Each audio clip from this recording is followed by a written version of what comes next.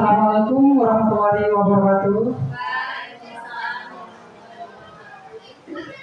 Oke, baiklah, hari ini kita akan mengadakan penerapan mengenai budaya positif yang akan dilakukan oleh guru penggerak Ibu Nur Alam Yana, SPD.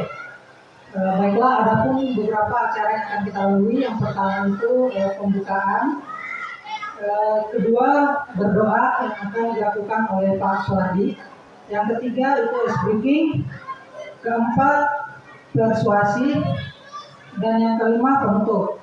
Oke, acara pertama, sebelum kita memulai acara ini, marilah kita sama-sama membuka dengan membaca basmalah. Bismillahirrahmanirrahim. Acara selanjutnya akan disampaikan oleh Pak Suwardi, yaitu berdoa. Silakan Pak.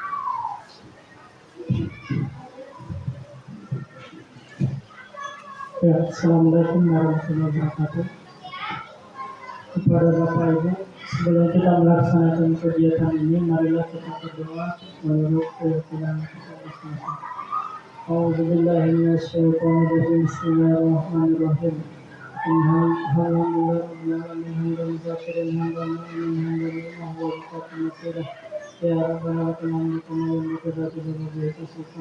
Allahumma salli wa sallim ala sayyidina Muhammadin wa ala alihi wa sahbihi ajma'in.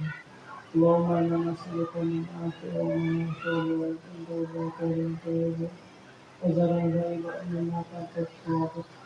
اللهم اغفر لي ويسر لي ولا من تجربه. ربنا آتنا في الدنيا حسنة وفي الآخرة حسنة وقنا عذاب النار. سبحان ربك رب العزة عما يصفون وسلام على المرسلين والحمد لله رب العالمين. Oke, baiklah, terima kasih kepada Pak Suwardi telah membuka acara ini. Selanjutnya yaitu ice breaking yang akan dilakukan oleh Ibu Nur Alam Yana.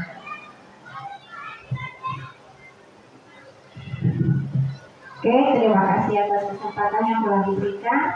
Pertama-tama saya mengucapkan terima kasih kepada Bapak Ibu yang sudah hadir pada siang hari ini di dalam kelas 5B.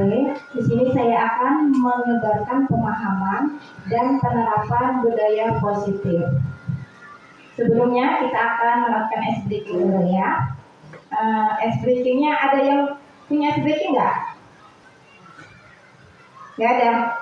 Ada, oke. Kalau nggak ada, ice breakingnya gini aja. Dengarkan kata saya, ya. Kata Bu Guru ya. Oke, kalau dengar kata Bu Guru berdiri, berarti harus berdiri. Tapi kalau misalnya tidak ada kata Bu Guru, tidak usah dilakukan. Oke, manasan dulu ya. Kayaknya sudah pernah ya, sudah tahu kan? Nah, kata Bu Guru, angkat satu tangan kanan. Oke, turunkan. Berarti tidak fokus. Ada dua yang nggak fokus. Kenapa? Karena tidak ada kata Bu Guru. Oke, itu tadi pemanasan. Oke, sekarang turunkan lagi. Mulai ya. Kata Bu Guru, pegang kepala. Turunkan. Kata Bu Guru, turunkan tangannya. Sudah mulai fokus. Mulai lagi ya. Kata Bu Guru, berdiri. Kata Bu Guru, angkat tangan kiri. Kata Bu Guru, angkat tangan kanan. Turunkan. Turunkan tangan kanan. Turunkan tangan kiri. Oke, silakan duduk. Wah, ini fokus terus. Kata Bu Guru, turunkan tangan kanan dan kiri. Silakan duduk. Hampir lagi. Kata Bu Guru, silakan duduk. Sudah mulai fokus semuanya. Ya. Oke, itu breaking bisa kita lakukan di dalam kelas. Oke, ada lagi breaking yang lain? Oke, ada lagi nggak yang biasa dilakukan di kelas? Biasa supaya anak-anak semangatnya kita melakukan ice breaking. Apa? Perkenalkan nama.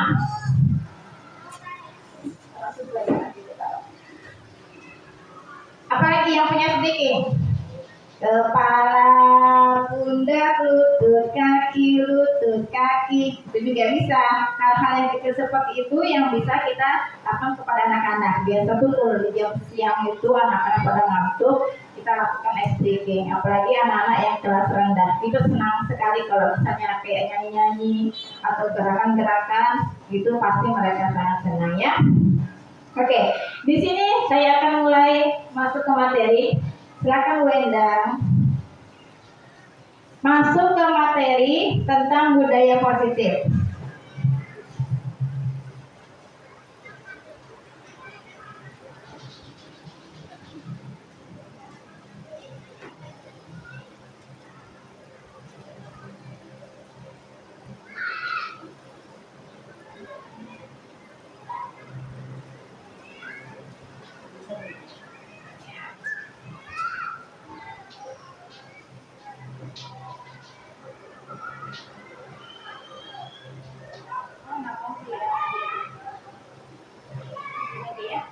Yang pertama itu di sini saya akan menyebarkan pemahaman dan penerapan budaya positif. Nah, konsep inti budaya positif yang pertama adalah perubahan paradigma belajar, disiplin positif, nilai-nilai kebajikan, kebutuhan dasar manusia, motivasi perilaku manusia, posisi kontrol, keyakinan kelas, dan segitiga restitusi.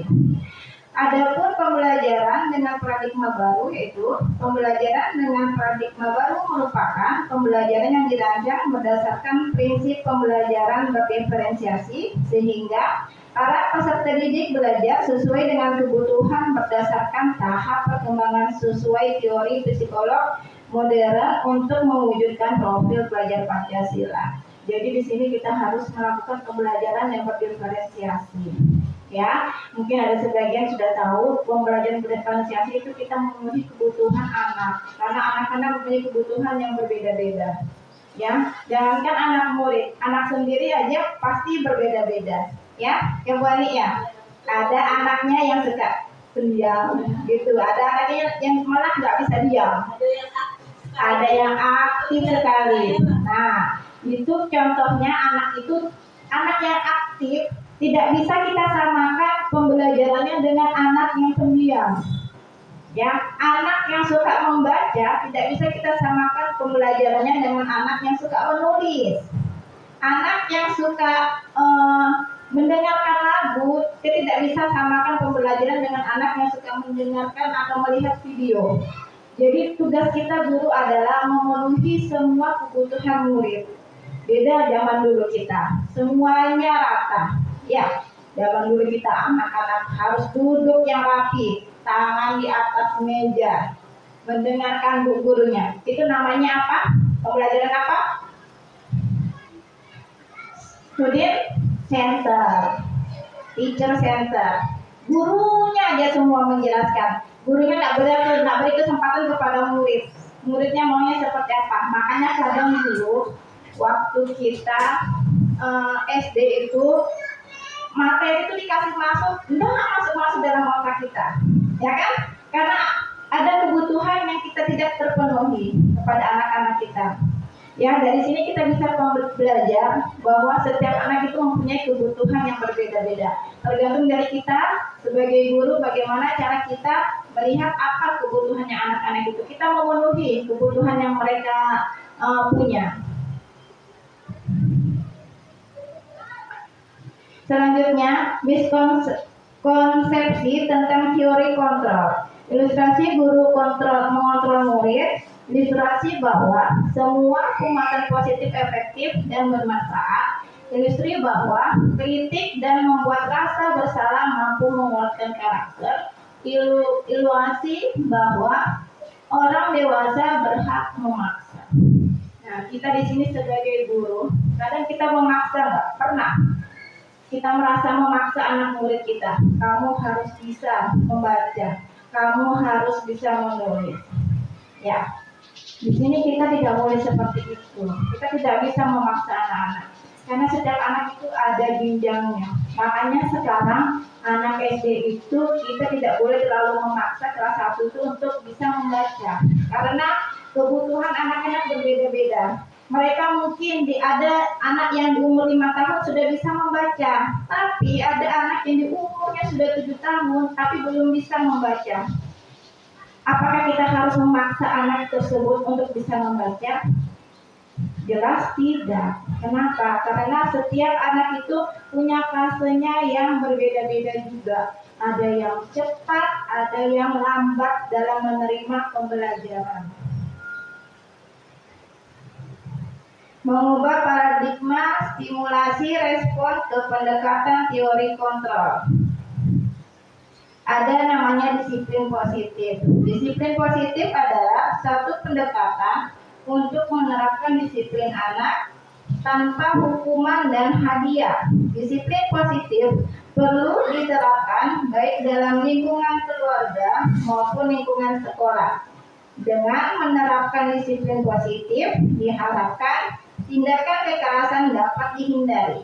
Sebagai seorang pendidik, tujuan kita adalah menciptakan peserta didik yang memiliki disiplin diri, sehingga mereka berperilaku mengacu pada nilai-nilai kebajikan universal dan memiliki motivasi intrinsik dalam perubahan perilaku ke arah yang lebih baik. Jadi di sini kita harus melakukan disiplin positif. Kadang kita anak nggak bisa ngapa-ngapain, kita pakai fisik, kita memukul anak itu. Ya, itu adalah perilaku yang tidak baik, jangan sampai kita lakukan. Kalau zaman dulu kita bahkan kadang dipukul pakai penggaris, ya kan? Sekarang sudah tidak boleh lagi, ya.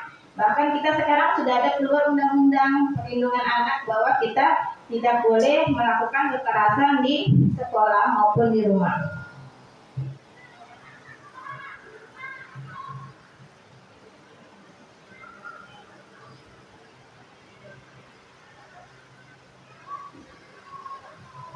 Ini adalah nilai-nilai kebajikan. Contoh nilai kebajikan atau institusi atau organisasi beriman dan bertakwa kepada Tuhan Yang Maha Esa dan berakhlak dunia, berkebinekaan global, gotong royong, mandiri, kreatif dan bernalar kritis, toleransi, rasa hormat, integritas, mandiri, menghargai, antusias, empati, keingintahuan, kreatif, kerjasama, percaya diri, dan komitmen, dapat dipercaya, lurus hati, pendengaran, dan aktif, tidak merendahkan orang lain, dan memberikan yang terbaik dari diri.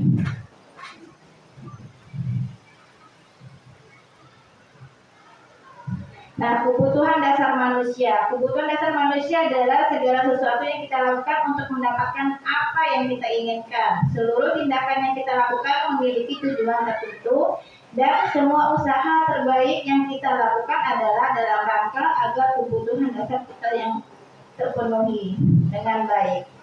Nah, jadi kita itu mempunyai kebutuhan dasar. Nah, ada 5 kebutuhan dasar manusia. Jadi setiap anak itu misalnya ada anak yang nakal. Kita menganggap bahwa itu anak nakal. Padahal sebenarnya anak itu tidak nakal. Tidak ada anak yang nakal.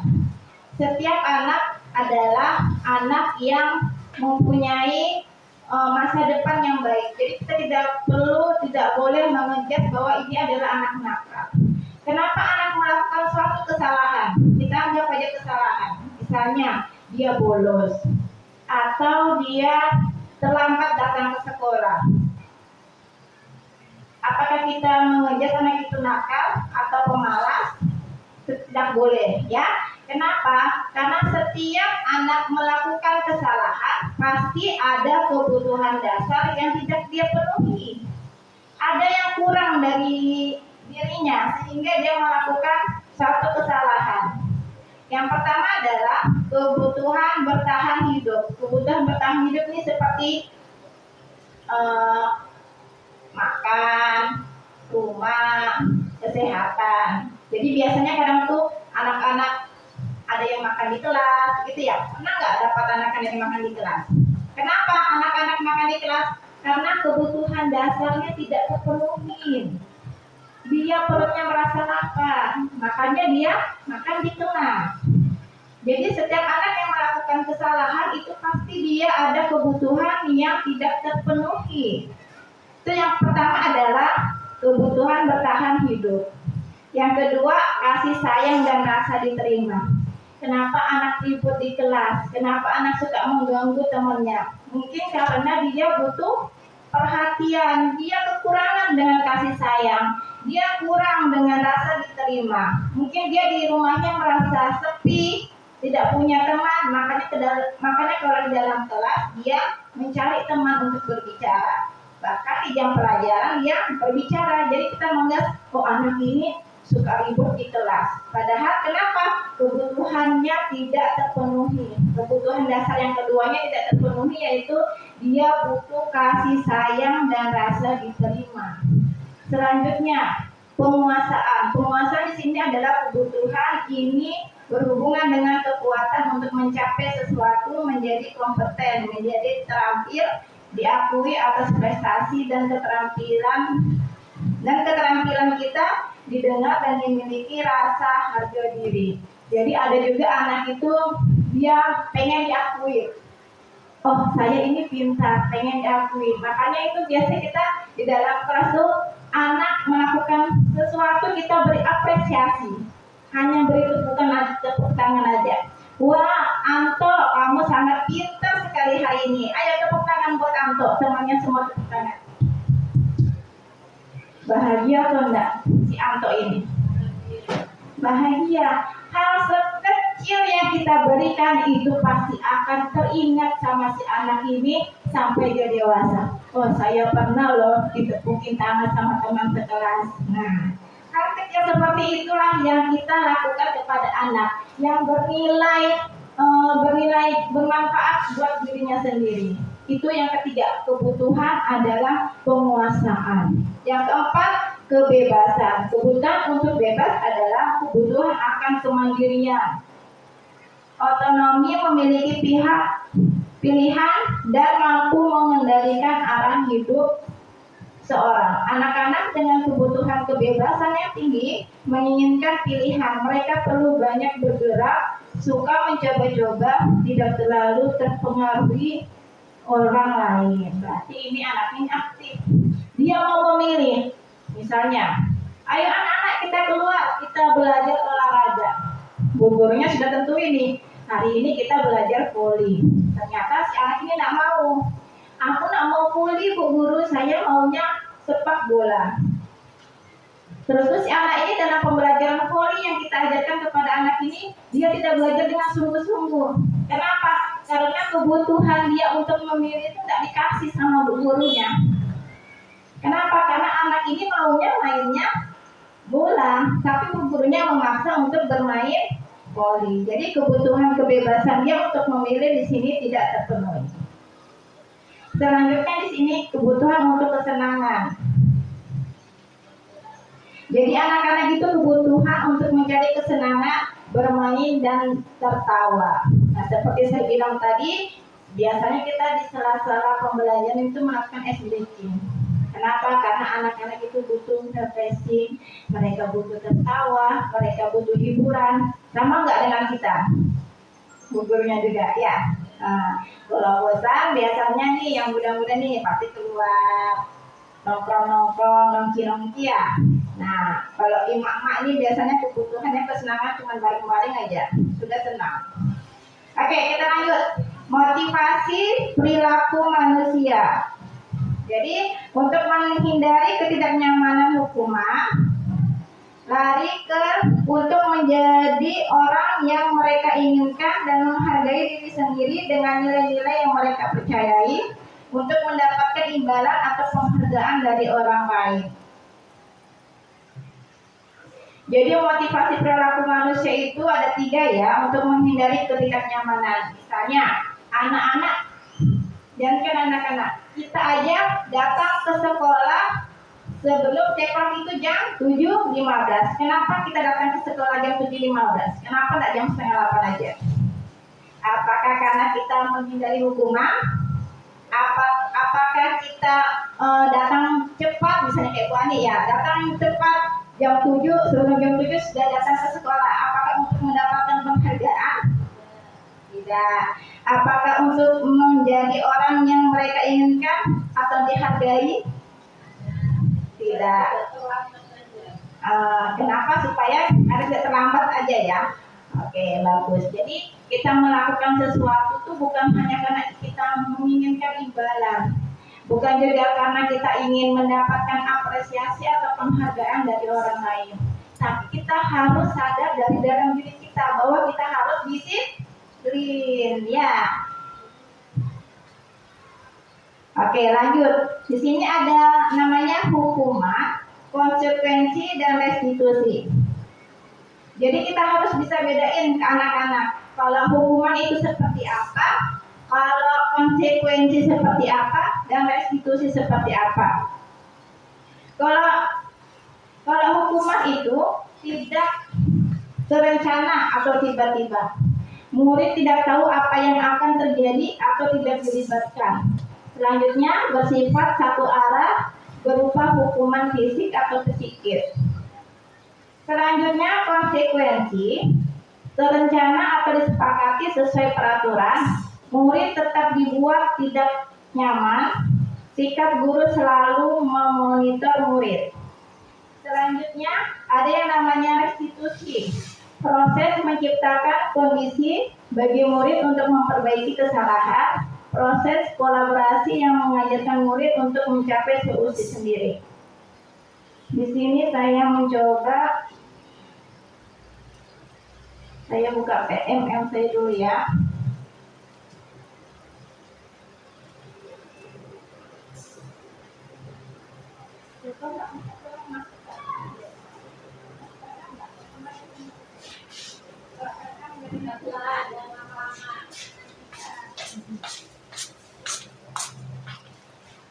Masih, Bu.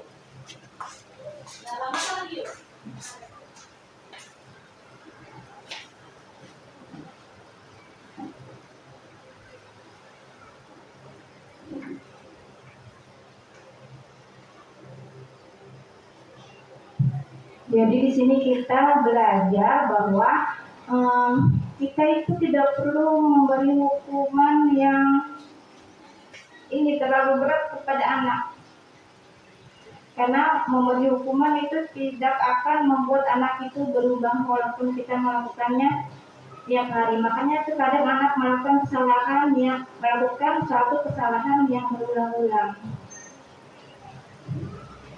Oke, di sini kita sambil sharing ya, bapak sama ibu-ibu ya. Coba sebutkan kira-kira ada nggak hukuman yang pernah diberikan kepada murid? Ayo, tadi Pak Wirda, hukuman kira-kira selama mengajar, hukuman apa yang pernah diberikan kepada muridnya? Berdiri di depan kelas. Oke, kalau Pak Suwarti? Menulis 10 kali dengan kesalahan yang misalnya saya tidak akan terlambat lagi datang ke sekolah, gitu. Seperti itu ya Pak. Oke, kalau Bapak? Saya biasanya sama seperti Pak Yuda, berdiri di depan kelas. Oke, berdiri di depan kelas. Kalau Ibu? Pernah disuruh keluar kelas ya. Oke, kalau Ibu? Pernah disuruh keluar. Bu Endang pernah seperti apa? Hukuman kepada anak? Atau nggak pernah dihukum anak muridnya? Salah satunya apa, Bu? Cubit bibir. Ya, biasanya gitu kelas tinggi ya Pak, ya Bu ya. Kalau ibunya di belakang? Keluar. Kalau Ibu? Kalau saya pakai hukuman mengecil juga sih, Bu, kayak berdiri di kelas, angkat kaki, pegang telinga. Oke. Kalau udah usia ngapain? Atau nggak pernah menghukum anak muridnya? Wow. Karena Bu, nggak boleh istirahat. Nggak pernah istirahat. Wani? Kalau saya menghukum anak saya sendiri. Nah, di rumah. Seperti apa hukumannya? Dipukul pakai Astagfirullah, dipukul pakai gantungan hanger itu ya Bu ya. Oke, jadi di sini ada berbagai macamnya hukuman yang kita berikan kepada anak-anak ya.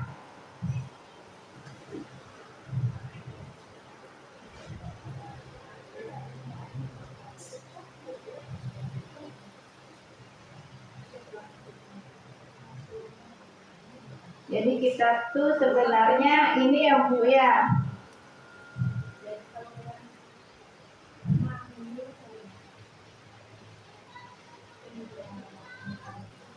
Tujuan sebenarnya adalah kita ingin membuat anak itu disiplin, bukan untuk mereka atau gini. Saya juga pernah mempelajari bahwa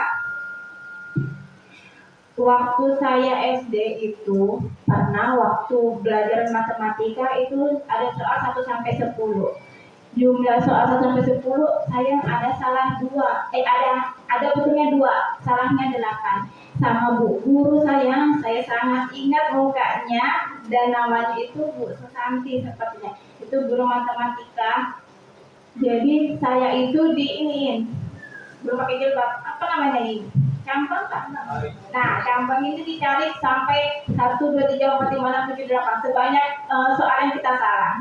Dan itu teringat sampai detik ini. Mukanya, sakitnya, malunya, nama bu gurunya, mata pelajaran berapa, sama jumlahnya 8 itu masih teringat sampai sekarang. Sekarang Bapak Ibu bayangkan, yang Bapak Ibu lakukan itu diingat sama anak murid kita sampai dia dewasa ke depan. Pasti hal kecil seperti itu pasti akan diingat sama mereka. Begitu juga dengan kita. Atau Bapak Ibu punya pengalaman lain? Waktu kecil ingat nggak? Itu adalah namanya waktu saya SD itu adalah terendah. Posisi saya terendah. Ada posisi saya di tingkat tinggi. Berada saat itu saya di kelas SMP kelas 2. Kenapa? Di situ saya mendapatkan peringkat 2.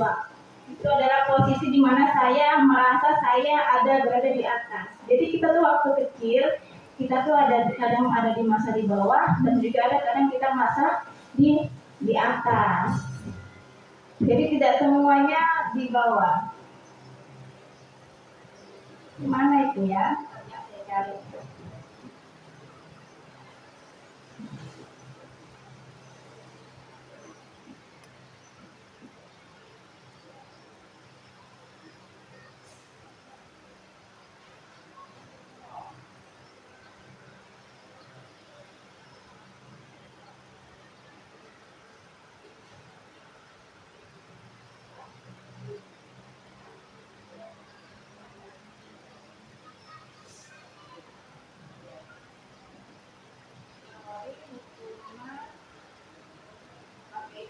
Coba nih ya, ada Iva kurang menguasai pelajaran matematika sehingga pada saat pelajaran tersebut berlangsung dia lebih banyak berdiam diri atau menggambar di buku pelajarannya. Ada ini pernah nggak ada anak murid yang seperti ini? Kalau saya di kelas 5 ada. Pada saat guru matematikanya Pak Seno menanyakan pertanyaan Iva menjadi gugup dan tidak sengaja menjatuhkan tasnya dari kursi, serta tiba-tiba menjadi gagap pada saat berupaya menjawab. Seluruh kelas pun tertawa melihat perilaku Iva yang bicara tergagap dan terkejut tersebut. Pak Seno pada saat itu membiarkan teman-temannya Iva menertawakan Iva yang tergugup dan malu luar biasa dan minta Iva untuk maju ke depan dan berdiri di depan kelas sambil menunjukkan hidungnya karena tidak bisa menjawab pertanyaan Pak Seno. Kelas makin gaduh dan anak-anak pun tertawa melihat Iva di depan kelas memegang ujung hidungnya. Nah, ini adalah satu hukuman yang diberikan oleh guru karena anak ini tidak suka pelajaran matematika, tapi dia malah menggambar. Apakah Anda setuju dengan tindakan Pak Seno terhadap Iva? Kira-kira setuju atau enggak, Bapak Ibu? Tidak? Oke, tidak setuju ya. Kenapa tidak setuju? Kenapa? Ada yang beri jawaban? Karena hukuman tersebut tidak berdampak pada anak. Bagus. Karena hukuman yang Pak Seno berikan itu tidak berdampak kepada si Ivanya ini. Si Iva ini hanya merasa, oh saya dihukum, saya disakitin sama Bu Guru. Tidak ada dampak dengan pelajaran matematikanya ini. Betul atau tidak?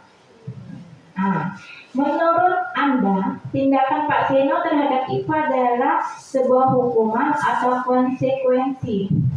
Hukuman atau konsekuensi? Suatu hukuman. Ya, kembali lagi ke materi kita yang tadi. Perbedaan antara hukuman, konsekuensi, dan restitusi. Kalau hukuman itu tidak direncana dan tiba-tiba, murid tidak tahu apa yang akan terjadi, tidak dilibatkan. Dia itu tidak dilibatkan. Kenapa saya dihukum seperti ini? Anak ini tidak bersalah. Bersifat satu arah berupa hukuman fisik atau psikis. Seperti itu, dia maju ke depan, itu merupakan satu hukuman fisik. Kalau konsekuensi tadi dia terencana atau disepakati sesuai peraturan, murid tetap dibuat tidak nyaman, sikap guru selalu memonitori muridnya. Ya, jadi ini termasuk apa tadi? Hukuman atau konsekuensi? Hukuman. Oke, berarti sudah agak paham ya?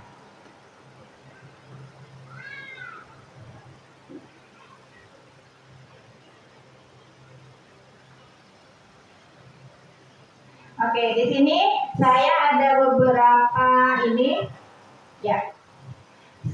Yang pertama, mencatat 100 kali di dalam buku seperti tadi Pak Suwardi, tidak akan terlibat lagi karena terlambat ke sekolah. Sanksi atau konsekuensi atau hukuman? Yang mana? Aku satu bawah. Sanksi atau hukuman? Ayo. Sanksi, kita coba ya. Oke, betul. Sanksi ya. Lanjut. Sekarang Pak Wildan ya. Siapa Pak Wildan menjawab? Lari mengelilingi lapangan basket 2 kali karena terlambat hadir sekolah. Ayo Pak Wildan. Sanksi atau hukuman? Hukuman. Oke, betul. Silakan Pak Suwardi.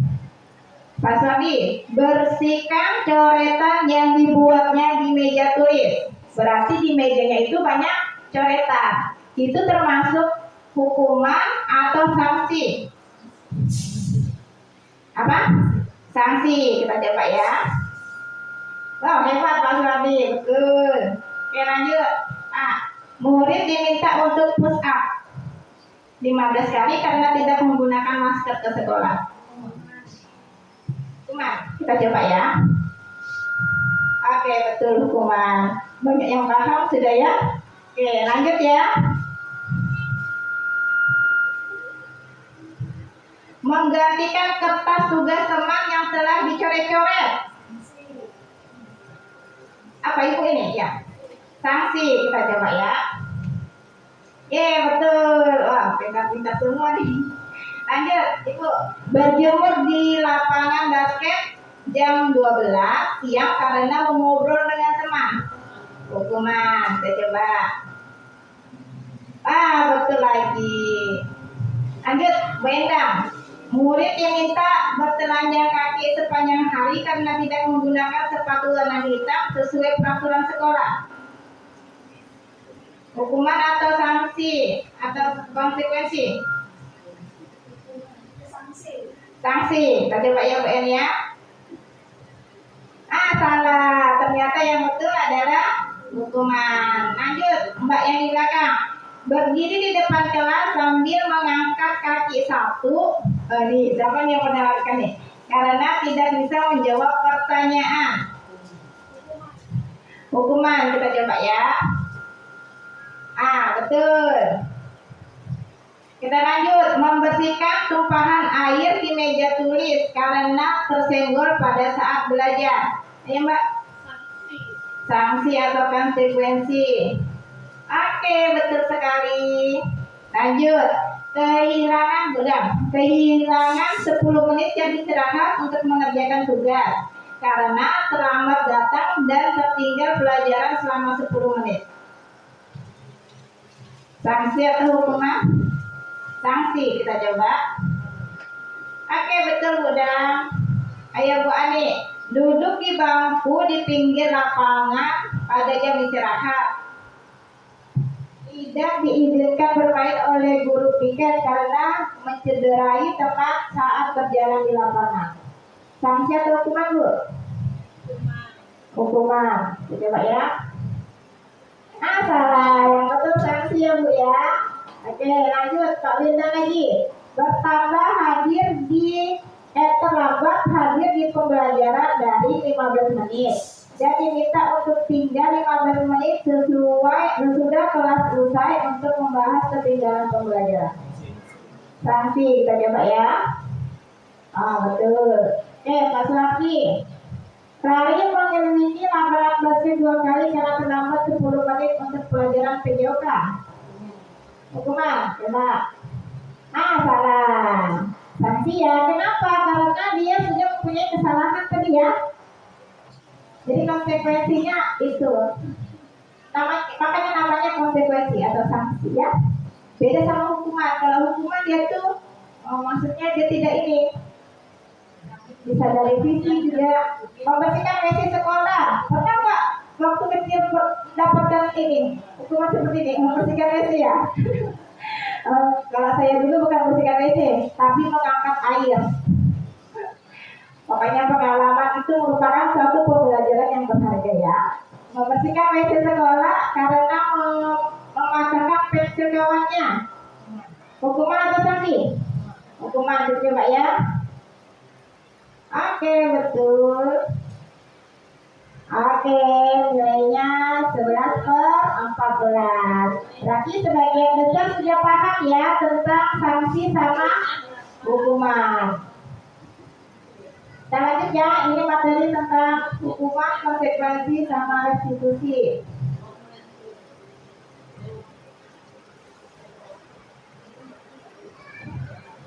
Nah ini 5 posisi kontrol, ada namanya penghukum, ada namanya pemantau, ada teman, manajerial, sama pembuat rasa bersalah. Saya ulangi ya, arahnya salah. Penghukuman, teman, berbuat rasa bersalah, pemantau, dan manajer.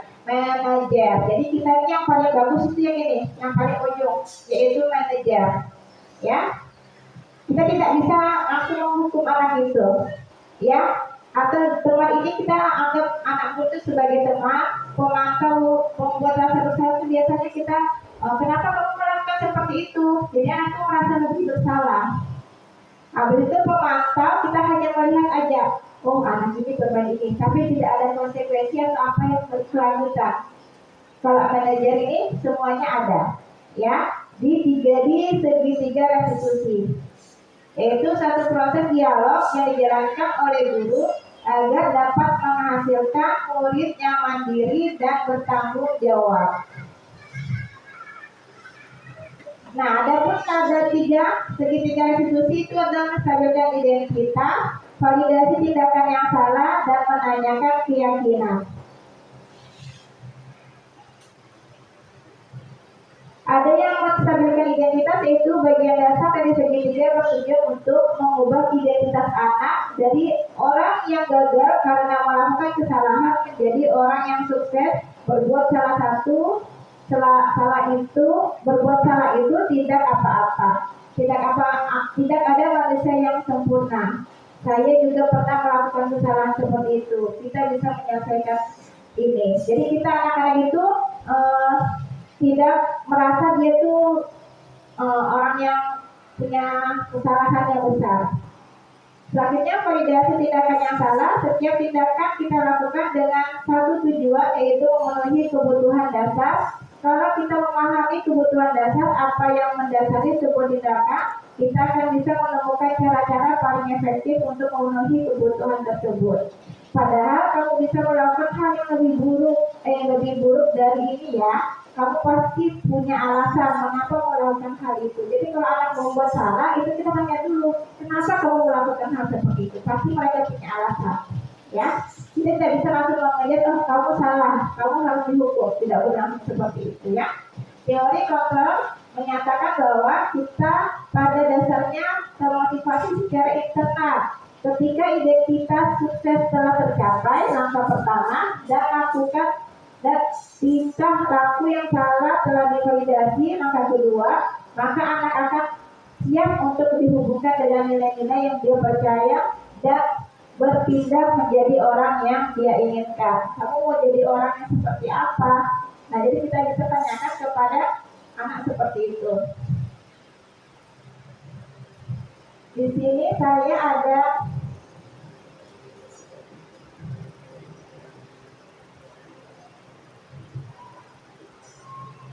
satu video.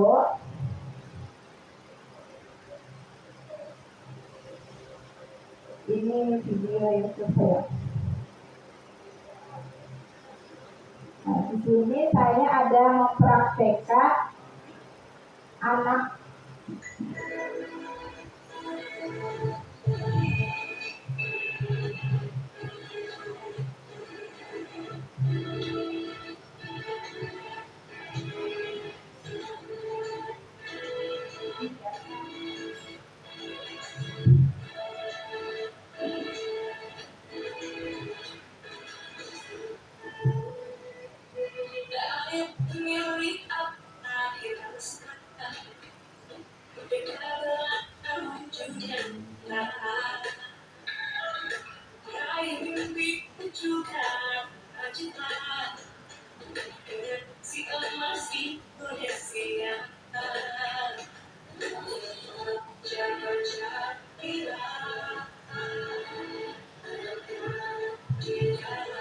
jadi ini adalah validasi tindakan yang salah.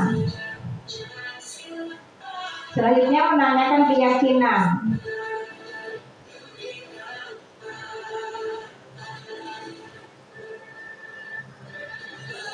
Nah, kasus satu ini murid saya, Friendra, murid kelas 5 selalu keluar kelas. Dia tuh suka keluar kelas. Ini ada skenario percakapannya.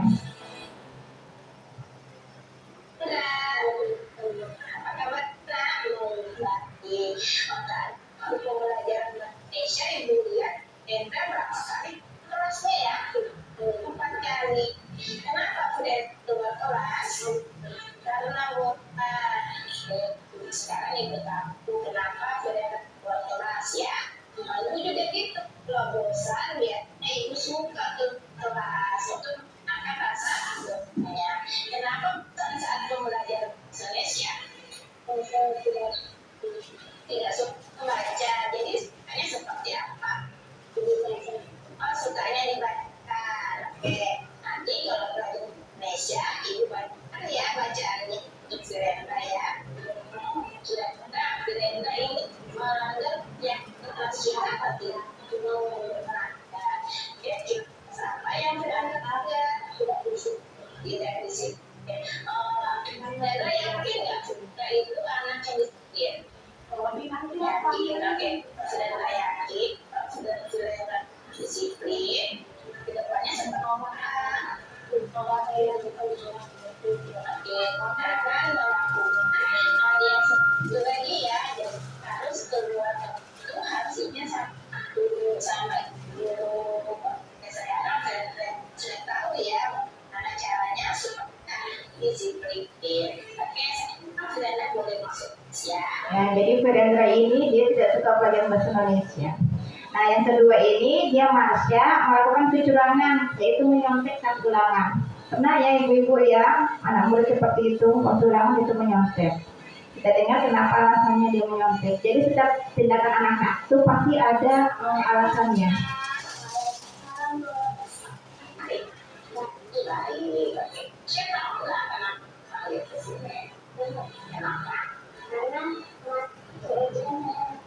Oke, Masya, semua orang tidak ada yang sempurna, semua pasti melakukan kesalahan. Sekarang bagus karena sudah mengungkapkan kesalahannya. Kira-kira kenapa Masya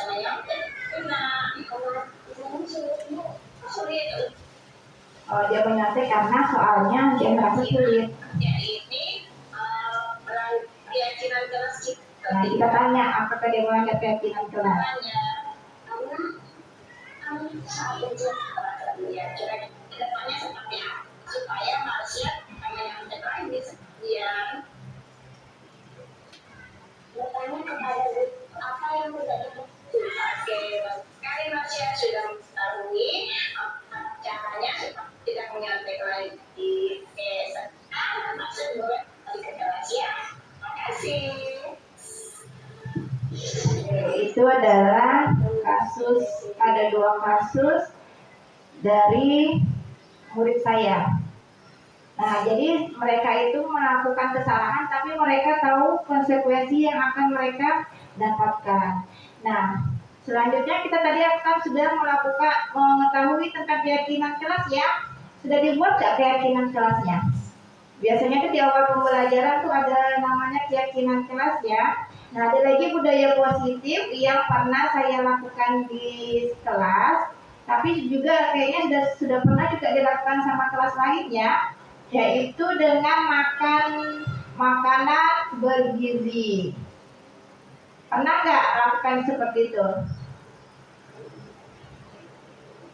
Makan makanan bergizi sama anak murid, jadi anak murid itu suruh membawa bekal.